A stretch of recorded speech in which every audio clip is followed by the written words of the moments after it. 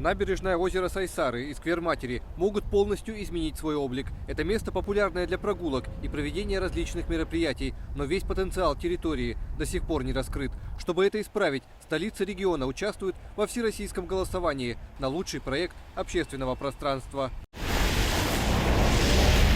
Еще одно городское пространство – Парк Победы – также принимает участие в конкурсе. Будущий парк для отдыха горожан представляет собой живую историческую память о подвиге якутян во времена Великой Отечественной войны. В будущем здесь могут появиться велосипедная дорожка, скейт-парк и игровое оборудование. 2022 год как раз определяются те общественные пространства, которые получат финансирование.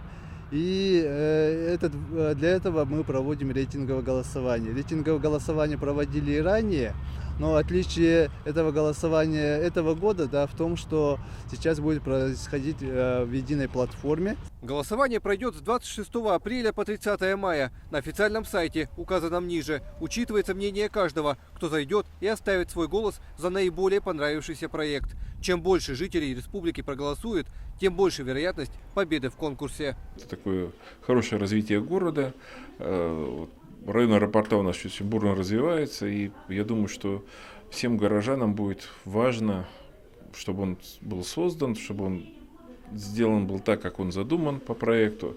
Поэтому я призываю всех горожан принять участие в голосовании по этому проекту, чтобы попасть в федеральную программу. Победивший проект получит федеральное финансирование. Он будет реализован уже в следующем году по линии национального проекта «Жилье и городская среда».